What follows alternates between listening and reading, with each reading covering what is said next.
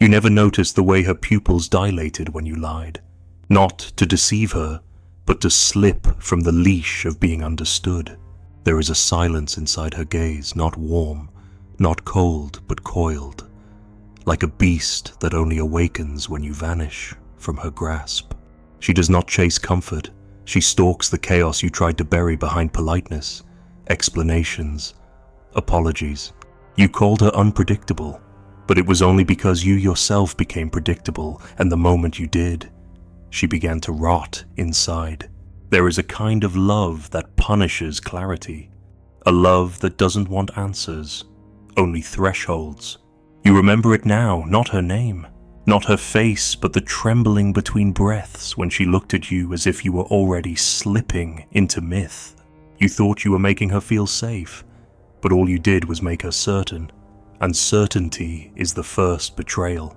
Now, something watches you from every silence she left behind. It has no shape, but it demands you remember the law of the untamed, the law of erotic cruelty, the one she obeyed before she ever learned your name. She doesn't desire your soul. She desires the violence of not knowing where it ends. You always thought love was a promise, that if you made yourself known, explained your scars, your mournings, your fears, she would draw closer. But what you never understood is that each word you offered her was a betrayal, not of her, but of the very power she wanted to worship in you. You misunderstood the ritual. She did not come to you for closeness. She came to be undone by something she couldn't explain to herself.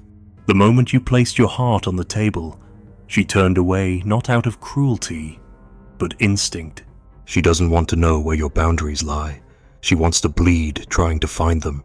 You were a question once, sharp, silent, unresolved. You walked without needing to be seen, and that was the moment she looked. Not because you possessed anything, but because you refused to be possessed. She hovered at the edges of your indifference, not because you lured her, but because you didn't need her gaze to shape you. That was the first law. The unspoken gravity of power is not to dominate, but to remain ungrasped. The moment she feels your edges spoken, softened, justified, the mystery dies, and with it, her hunger. You gave her what you thought she wanted: affection, assurance, vulnerability, but she tasted blood in your silence, not in your explanations. She wanted to drink from the well of your unknowability, and instead you handed her a cup of lukewarm honesty. You thought this was virtue. She saw it as collapse. In her world, predictability is the enemy of love. She does not crave security. She wants to tremble, to wonder, to doubt her own power in the presence of yours. And when you clarify yourself, you rob her of the one thing that bound her to you, the ache of not knowing. You saw her smile vanish when you spoke too much. You thought it was distraction. It was grief, a funeral held in secret. She buried the version of you that once made her shiver and left the room with a man she could now explain. You never asked what she feared most. It wasn't your rage. It wasn't your past. It was your softness when it no longer served tension, your openness when it lacked enigma. You thought your transparency was love, but to her, it was resignation, the death of what made her pulse quicken in the first place. There is something ancient in her, a fire that only feeds on uncertainty. She can sit across from a man who has killed, lied, disappeared, and still ache for him, so long as he remains unsolved. But sit her down with a man who offers her his daily thoughts, who tries to soothe her confusion with logic, and she'll yawn in the shadow of his efforts. Not because she is cruel, but because she is tuned to worship only what escapes her grasp. The more you explain, the more she feels your edges harden. The game is over. The myth is shattered. You are now merely a man. You once watched her dress slowly, deliberately, her fingers lingering longer than necessary. Not for you, but for herself. She wasn't performing. She was reminding herself that beauty is a weapon sharpened in silence. And when you asked what she was thinking, she paused. The spell broke. That was the first fracture. Your curiosity wasn't innocent. It was a demand for access, a plea for certainty. She had offered you mystery, and you handed her interrogation. You will never know what she was thinking. That was the gift. That was the torment. That was the point. You see, her love isn't tender, it's sacrificial. It wants to kneel before something that might destroy it. And you, in your effort to be kind, present, dependable, built a shrine with no God inside. She worshipped your silence because it made her question her own reflection. Now, you speak too much, and she cannot hear herself anymore. She cannot lose herself in you because you no longer lose yourself in yourself. You have become a mirror too clean, and a mirror too clean is always boring. There was a moment fleeting, but real when you leaned against the window and said nothing at all.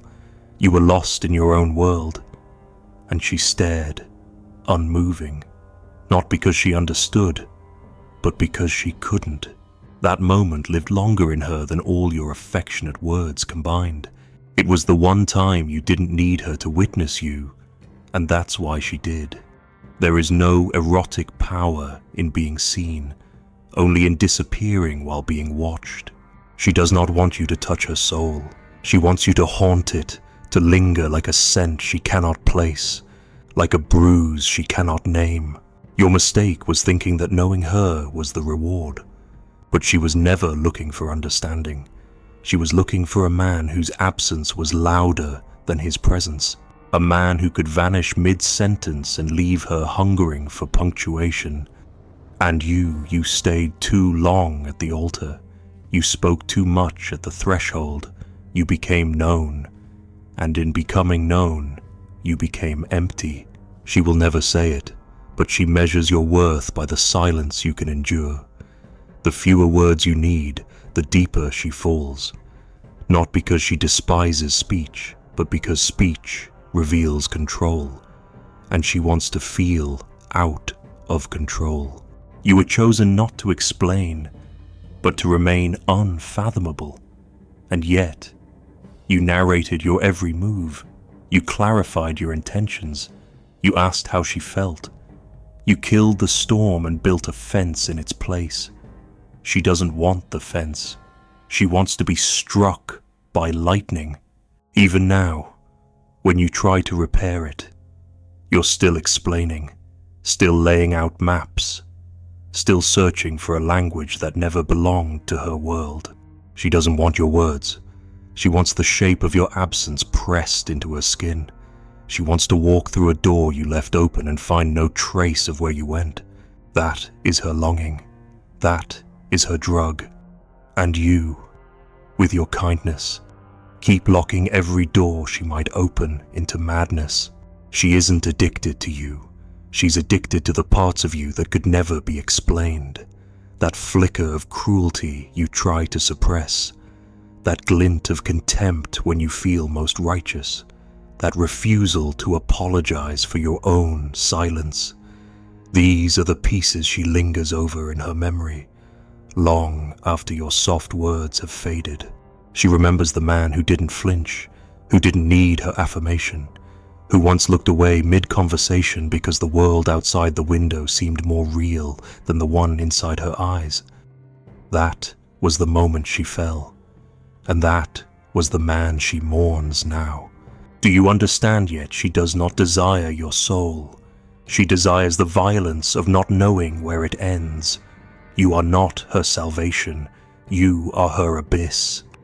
The moment you stop being that, the moment you offer your depths like a guided tour, she leaves, not with bitterness, but with a silent, internal scream that only women like her ever understand, the scream that says, "He let me touch the bottom." And now, there's nothing left to fall into. Every time you explain yourself, she grieves not for the truth, but for the thrill that just died. She smiles when you don't answer her question. That's the first warning. But you never hear it. You think it's affection, relief, maybe approval, but it isn't. It's mourning in disguise. A farewell held behind her teeth. She asked where you were last night. Not to hear the truth, but to feel the space between your truth and your silence. If you answer quickly, if you tell her you were here, with whom, and why, you offer her clarity. But clarity is the death of enchantment. She didn't need your truth. She needed the tension of your restraint. And when you offer up your inner workings like a man confessing sins to avoid punishment, she smiles because the guillotine has just fallen. Not on you, but on the illusion that made her ache. You misunderstand what the smile means. You think she is pleased, that your honesty has secured you more time inside her affection. But you are wrong. The smile is what she gives to a corpse. It's polite. It's final. It says, "Thank you for ending the game." She doesn't need more of you. She needs what she can't predict in you. And you, in your fear of being misunderstood, have torn off the mask that made her tremble. She wanted the mask, not the man. She didn't want your heart on a plate. She wanted to wonder whether you even had one. There is a cruelty in her, but not the kind you can defend yourself against. It's the cruelty of a woman who worships mystery, who builds altars to uncertainty. And when you speak too clearly, you desecrate that altar. You think relationships are about sharing, revealing, letting her in. But she doesn't want to be let in. She wants to find the cracks herself, to guess at the monster hiding behind the door, to feel the heat of something you might never say. And when you say it, you destroy her pleasure in imagining it worse. You once tried to be kind. You explained why you didn't call. You told her about your work, your family, your old wounds. You thought this would bring her closer, but closeness is not her drug. Risk is risk. She doesn't fall in love with what is revealed. She falls in love with what is withheld. Every word you speak builds a fence around you, and no matter how loving that fence is, it remains a prison of logic, a boundary that kills the dream. She cannot fantasize about what she fully understands, and when the fantasy dies, her desire bleeds out beside it. There are women who crave intimacy, who want every part of you mapped, soothed, shared, but not her.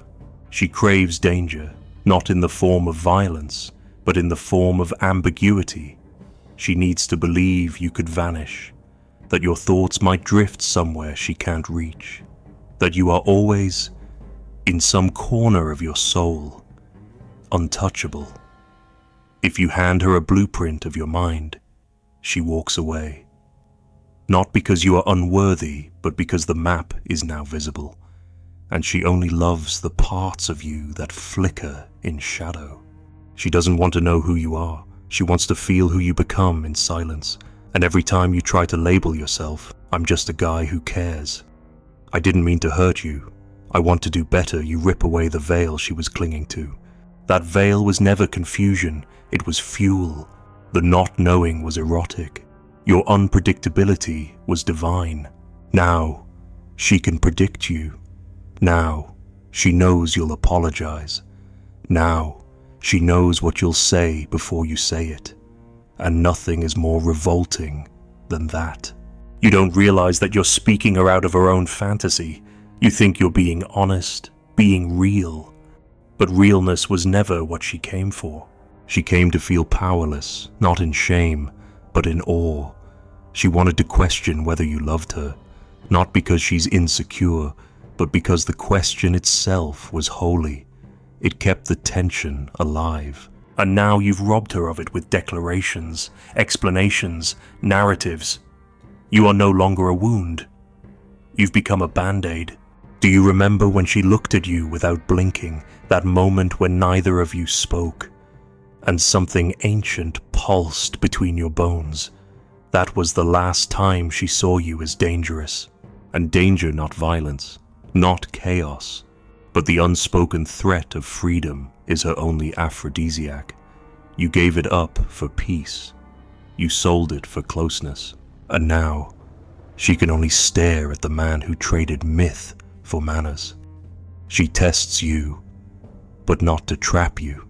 She tests you to hope you'll fail gloriously, defiantly. She asks if you love her, not to hear yes, but to watch if you hesitate. That hesitation is everything. It means you are still not hers. It means the conquest is still alive. If you answer too quickly, too neatly, she dies a little, because the hunt is over. You've surrendered. You've laid down your arms and offered her your throat, but she never wanted your throat. She wanted to wonder if you even had one. You think vulnerability is the key, but you mistake drama for depth. Real power does not cry when it is asked to explain. It refuses. It vanishes mid-sentence. It leaves a single word and walks out of the room. That is what she remembers. Not your monologues, not your weeping, but the time you said, maybe, and left her with 1,000 interpretations. She doesn't want the whole of you. She wants the fracture, the tension between what you say and what you might be hiding. The more you confess, the more she withdraws, and the more you beg for clarity, the more she feeds on the growing silence. She will not tell you this. She might not even know it. But she is bound to something deeper than affection. She is bound to the moment before the fall, the breathless second when she doesn't know whether you'll destroy her or disappear. That second is where her longing lives. That second is where your power once stood. You speak to be understood, but she listens only to be shaken. She does not want to nod in agreement. She wants to wake up at night wondering what you meant, wondering where you are, wondering if she was ever real to you. That's what she aches for, not peace, but rupture. The erotic is not in your presence, it's in your distance. And the moment you give her all of you, the distance is gone. The ritual ends. The hunger turns into boredom. The mystery becomes routine. You still believe she left because she was afraid, but she didn't leave in fear. She left in mourning. She buried the version of you who once didn't explain himself, who once left her wondering, who once looked her in the eyes and said nothing, and that nothing made her drown. You killed that man when you started explaining, and she left, not because she stopped loving, but because the death had already occurred. There are men she'll tolerate, but you were never meant to be tolerated. You were meant to haunt, to trouble, to unravel. You were not meant to be her comfort. You were meant to be her mirror, the one that shattered the moment it smiled back. She wanted to see herself torn in your silence. Instead, you offered her validation, and she recoiled, because the erotic lives not in validation, but in the unknown, the unheld, the unresolved. And now you stand here, still hoping your next word might bring her back. But she left at the last sentence, the one where you tried to explain your soul. That was when the blade fell. That was when she smiled, not out of love, not out of cruelty, but because the spell had broken, and there was nothing left to kneel before. She waits for your obedience to destroy you, and your indifference to devour you. She will never kneel before a man who kneels first. The moment your devotion arrives before your danger, she begins carving your tombstone behind her smile. You think she is drawn to your kindness, your willingness to love, but that is only the surface. Underneath, she is watching for what breaks in you the moment she tests your silence.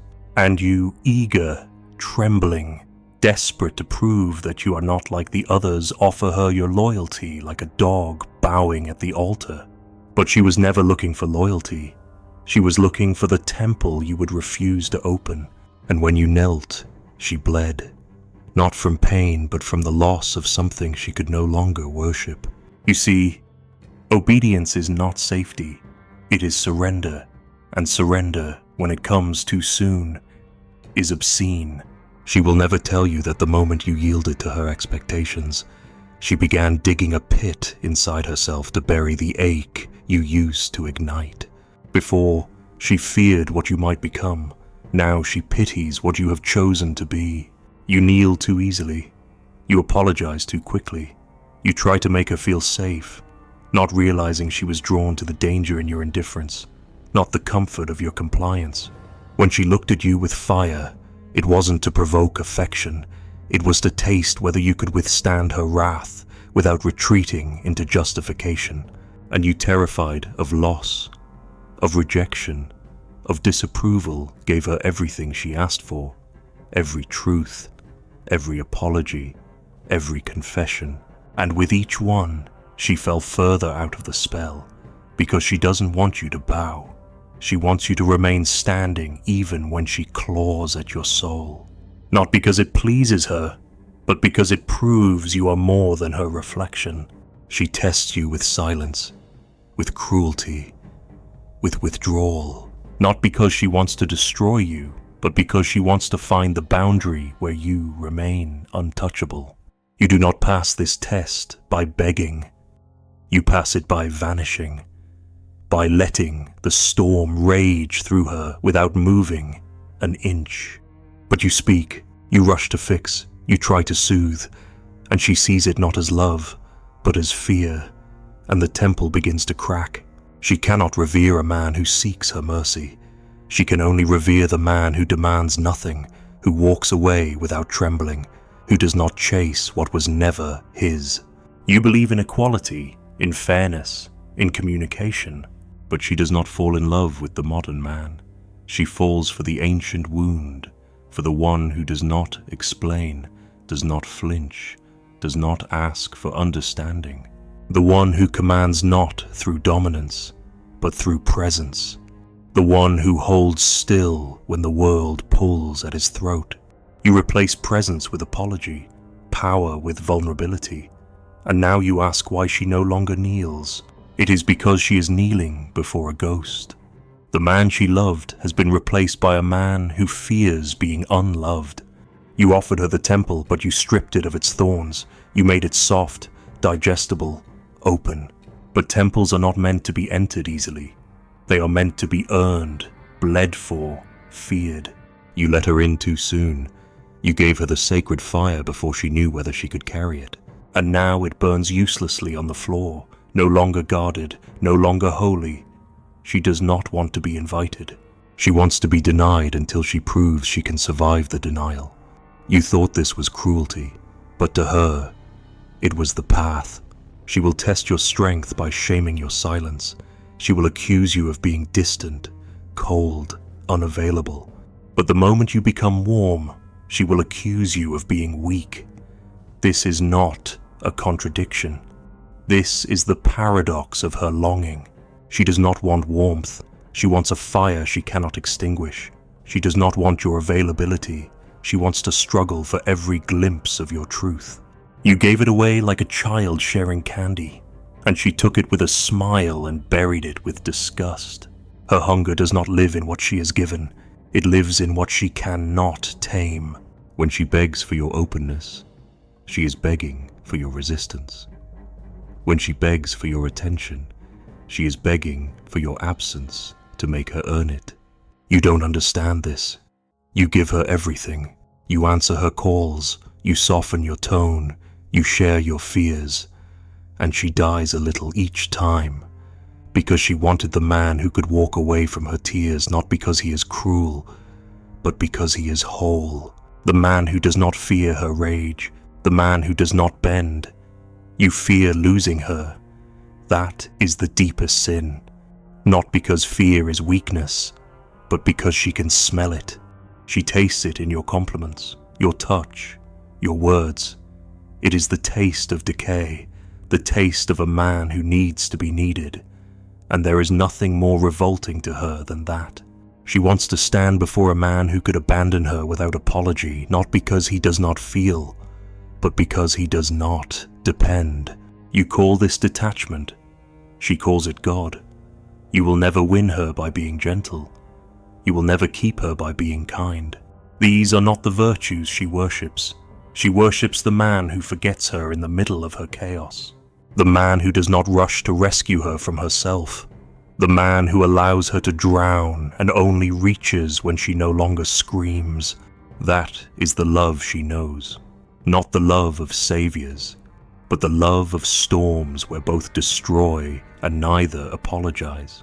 She can only offer herself fully to the man who does not ask for her offering, the one who disappears without explanation, who returns without asking permission, who does not submit to the rhythm of her moods, who refuses to adjust himself to fit her need for clarity. He is not indifferent because he does not care. He is indifferent because he does not barter. And she finally can collapse into that indifference like a woman falling into death. Do not try to reclaim her. Do not try to win her back. If you must try, you have already lost. The only path left is to become what you were before she tamed you, before she sculpted you into something acceptable.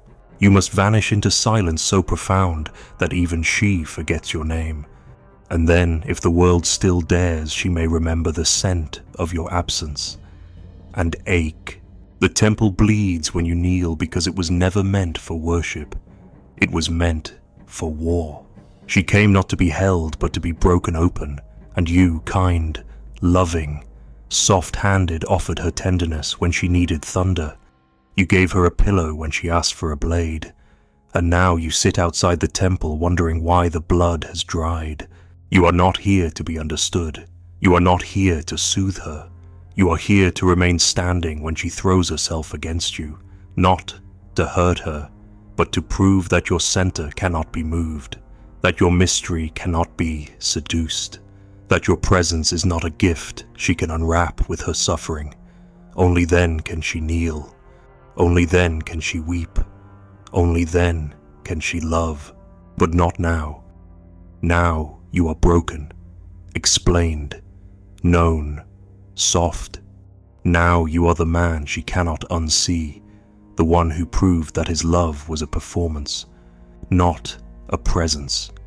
And she, brutal, ancient, holy, walks away from the temple that bled too soon. She came to worship something unknowable, and you gave her a mirror. Now she carries that mirror with her, cracked, reflecting only the image of the man who once made her tremble until he bowed. Somewhere, a woman lights a candle in a room you will never enter again. She doesn't cry. She just stands there, listening for the silence that never came back.